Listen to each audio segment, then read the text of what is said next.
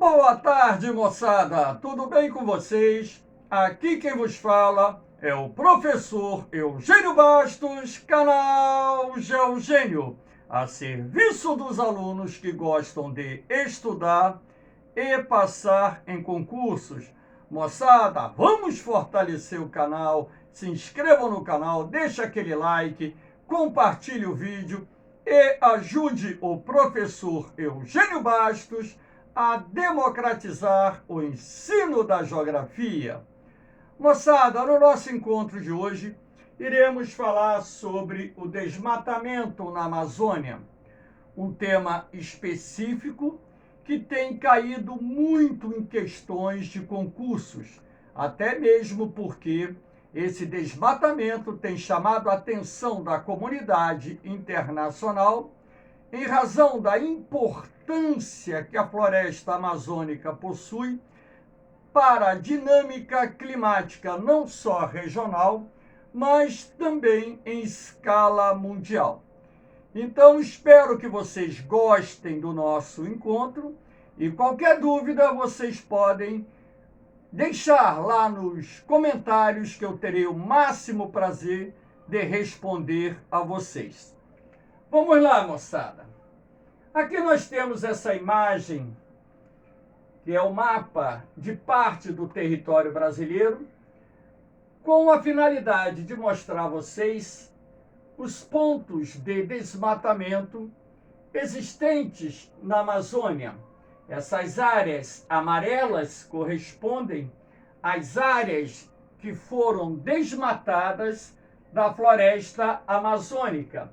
Então, vocês podem observar com muita clareza que o desmatamento é mais intenso nas bordas sul e oriental da Amazônia, exatamente na área onde nós temos a expansão das fronteiras agrícolas. E nós temos também o avanço do desmatamento já na calha do Rio Amazonas. O Rio Amazonas está aqui nesse ponto.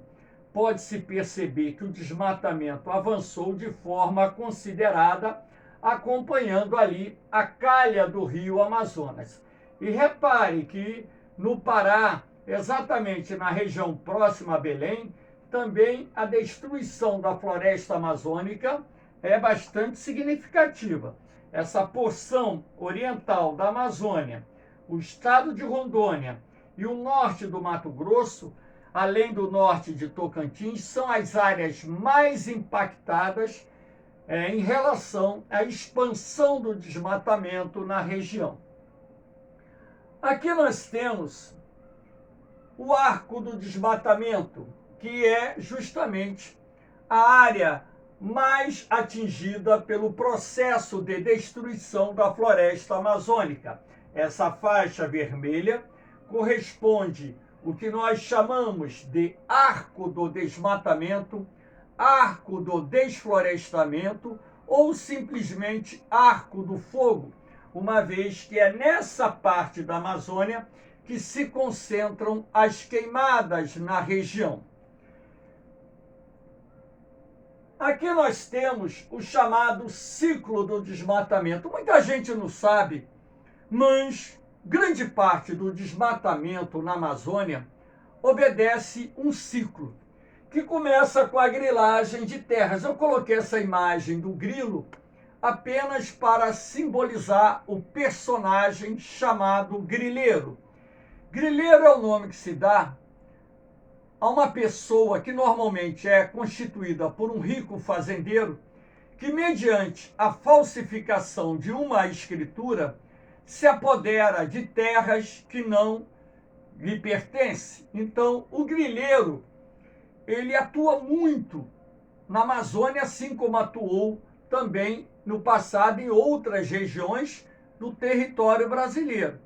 O grileiro normalmente invade as chamadas terras devolutas, que são terras que pertencem à União, ou seja, ao poder público, e muitas vezes essas terras são unidades de conservação que não podem, na maioria dos casos, serem exploradas e também invadem terras indígenas para ali desenvolver suas atividades. Então, o que o grileiro faz?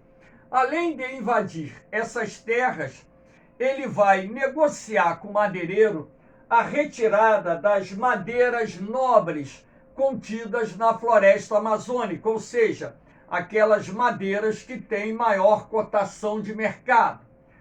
Após a comercialização dessa madeira mais nobre, o que o grileiro faz?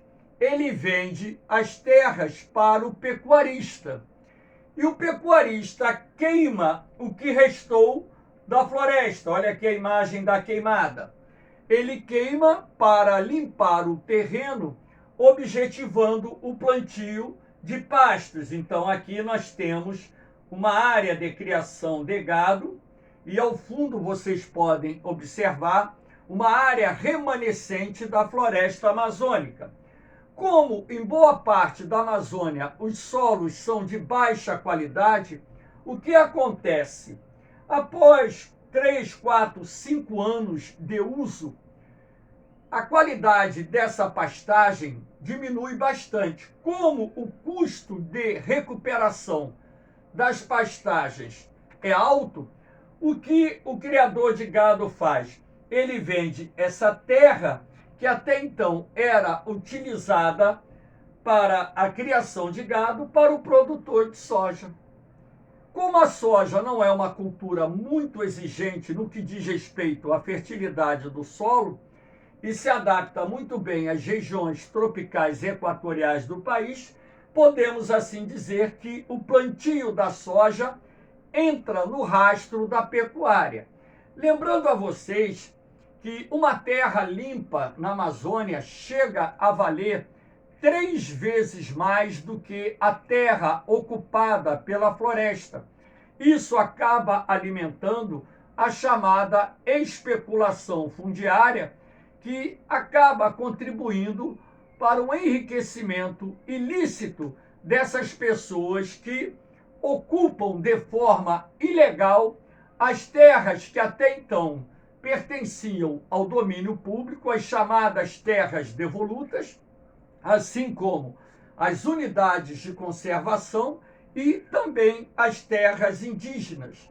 Então, todo esse processo que se inicia com a grilagem de terra e finaliza com o plantio da soja, nós chamamos de ciclo do desmatamento, que inclusive já apareceu em questões de concurso de vestibular, podendo cair, claro, na prova da SpaceX, na prova do Colégio Naval, na prova da ESA, enfim.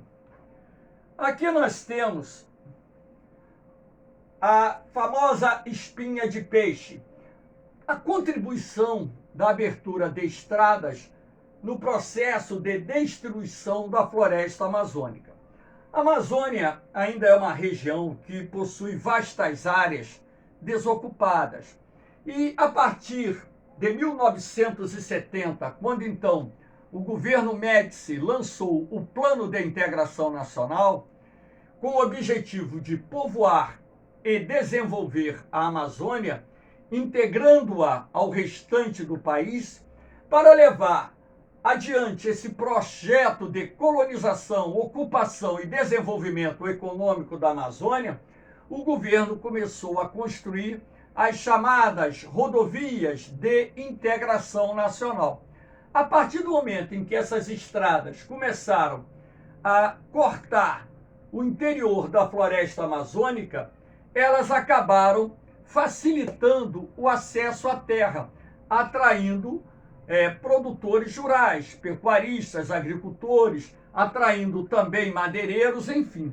Então essa linha aqui representa a estrada aqui, ó. Essa aqui é a estrada que foi aberta, essa aqui é a estrada que foi aberta, essa aqui deve ser bem mais recente, porque o desmatamento ainda não está bem configurado.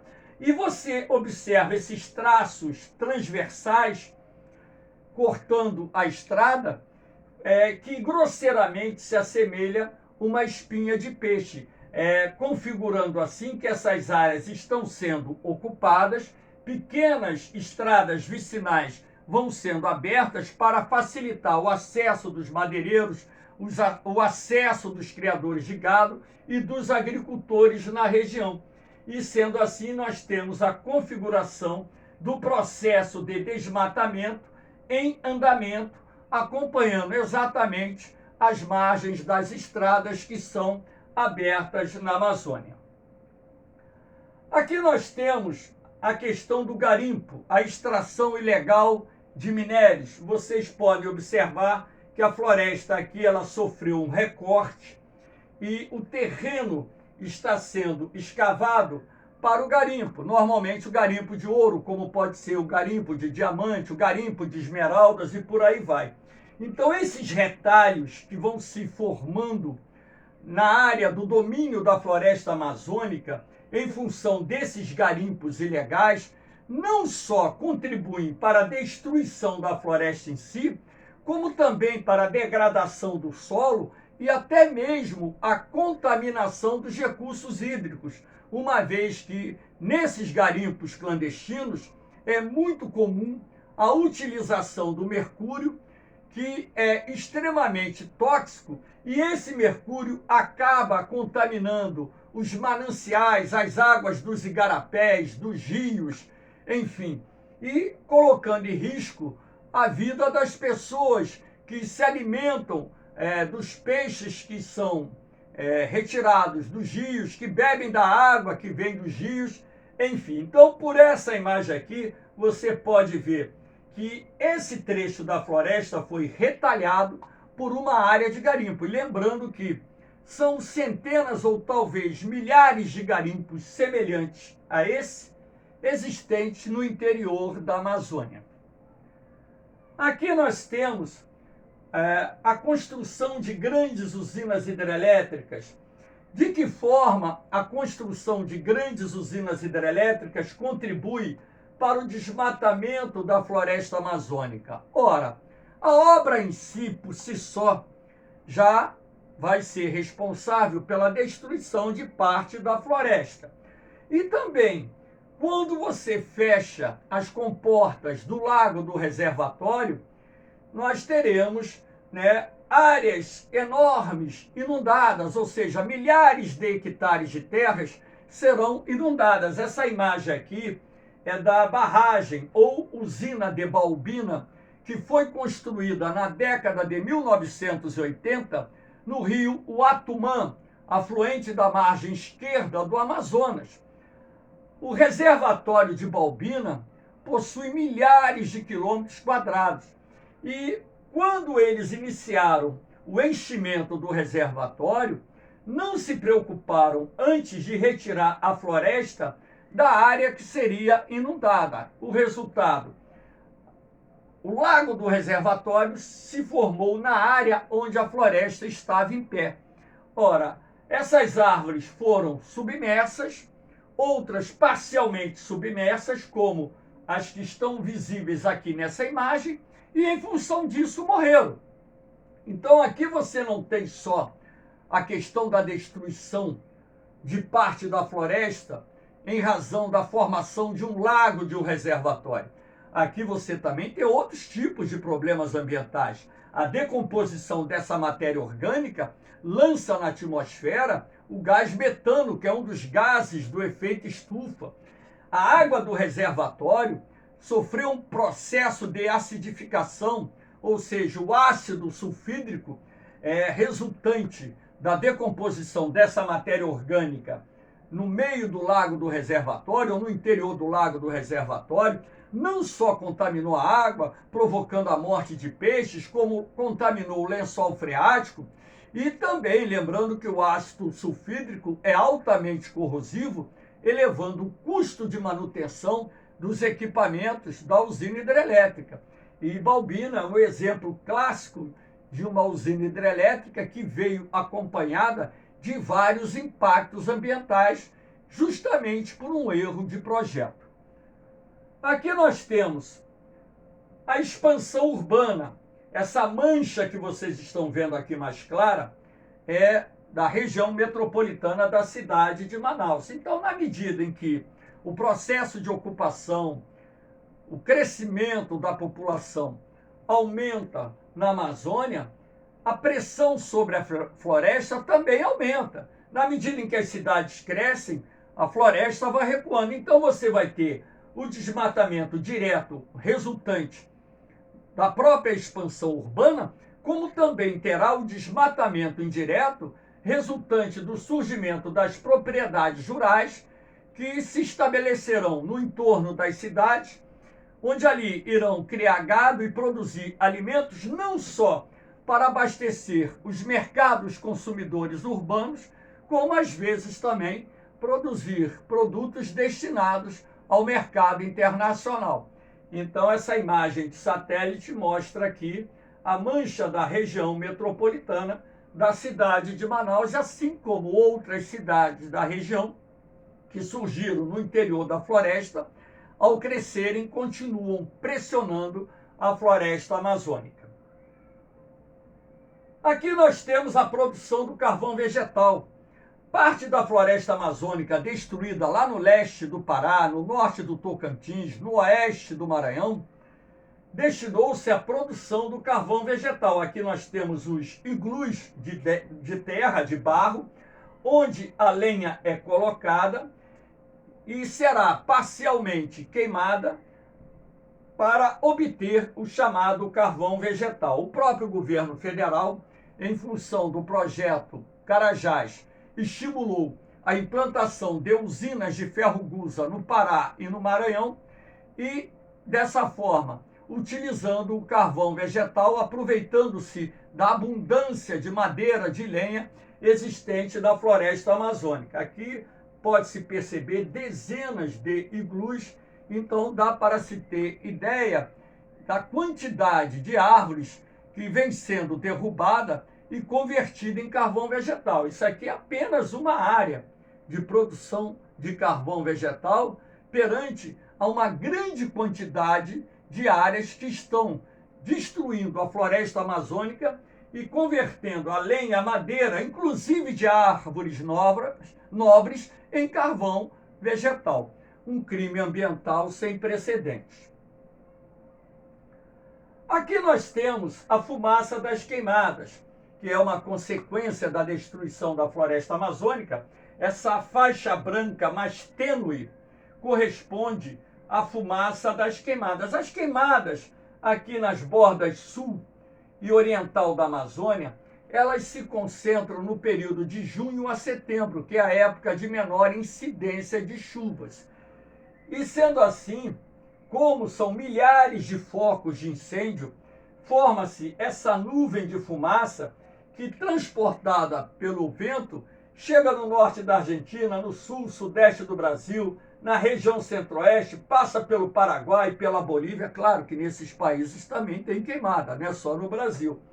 E aqui nós temos, nessa tonalidade avermelhada, né, uma representação dessa nuvem de fumaça deslocando-se da Amazônia até o sul do Brasil, passando pela Bolívia, pelo Paraguai, norte da Argentina, enfim. Lembrando que existe uma corrente de ar que vem da Amazônia e que transporta essa nuvem de fumaça para áreas aqui do centro-sul do Brasil, às vezes chegando até em São Paulo e por aí vai. Aqui nós temos os rios voadores, que acabam sendo comprometidos pelo desmatamento da floresta amazônica. Por que isso? Porque as árvores da floresta amazônica contribuem com cerca de 50% de toda a umidade existente na Amazônia. O processo de evapotranspiração é responsável, em parte, pela umidade existente na região. Lembrando que esse processo de evapotranspiração resulta da evaporação da água contida nos rios, igarapés, lagoas, no solo, somada à transpiração das plantas que compõem a floresta amazônica. Existem árvores da floresta amazônica que chegam a lançar diariamente 800, 1.200 litros de água por dia. Eu estou falando de uma árvore. Imagina uma floresta que é constituída por bilhões de árvores, a quantidade de metros cúbicos de água que, sob a forma de vapor, e pelo processo de evapotranspiração, diariamente chega na atmosfera. Então, parte dessa umidade ela vem do Oceano Atlântico, da evaporação da água do Oceano Atlântico. Os ventos de leste trazem essa umidade para o interior da América do Sul. O processo de evapotranspiração mantém esse ar úmido. E quando chega aqui no extremo oeste da Amazônia, essa corrente de ar úmido, esses ventos, se deparam com os contrafortes da Cordilheira dos Andes, que tem mais de 4, 5, 6 mil metros de altitude, e são desviados na direção do centro-sul do Brasil. Então, parte das chuvas que caem no centro-sul do Brasil são procedentes da Amazônia, principalmente no período que se estende na primavera, verão, início do outono, quando então esses rios voadores ficam bem mais ativos e trazendo ou transportando essa umidade para a região. A destruição da floresta amazônica altera o comportamento da temperatura, altera o regime das chuvas. Cientistas brasileiros já estudaram o impacto do desmatamento no clima. Nas áreas desmatadas da Amazônia, a umidade do ar caiu 30% e a temperatura média subiu em até 7 graus. Então, parte dessas secas que estão se transformando recorrentes, né? Estão sendo cada vez mais rotineiras, mais recorrentes aqui na região central do Brasil, está diretamente ligada ao desmatamento da floresta amazônica, ao desmatamento da Mata Atlântica, ao desmatamento do Cerrado, e sendo assim alterando os padrões de temperatura e pluviosidade, trazendo graves consequências socioeconômicas ambientais. Aqui nós temos a degradação dos solos. É um outro problema. Os solos na Amazônia são normalmente argilo-arenosos.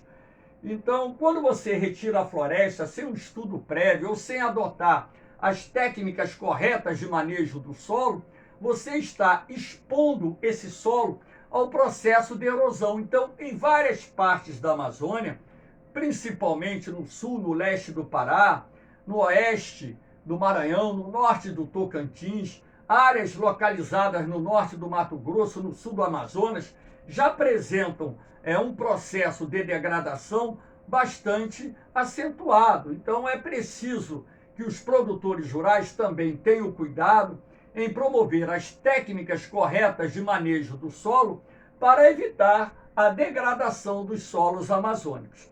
Há de se destacar também que a destruição da floresta amazônica, ela contribui para a destruição de um valioso banco genético.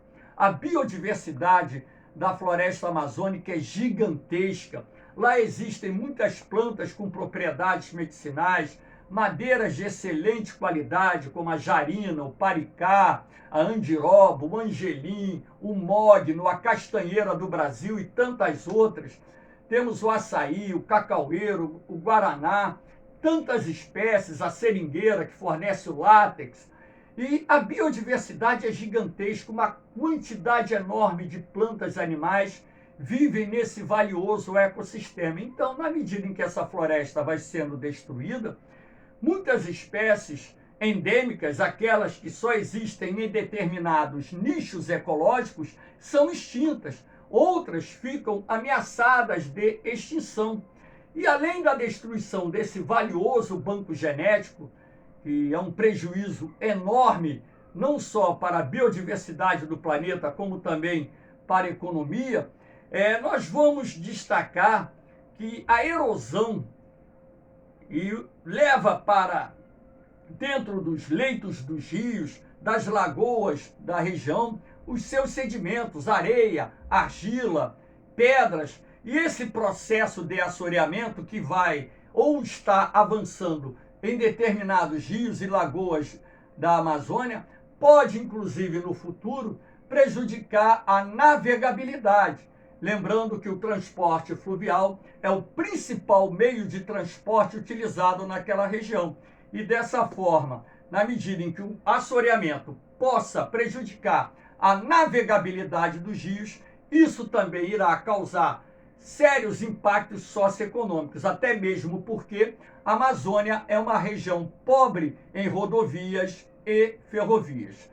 Moçada, espero que vocês tenham gostado dessa aula sobre a destruição da floresta amazônica. Qualquer dúvida, deixem seus comentários que eu terei o máximo prazer de tirar. No mais, um beijão no coração de vocês, um forte abraço, fiquem com Deus. Eu vou, mas eu volto, hein? Fui!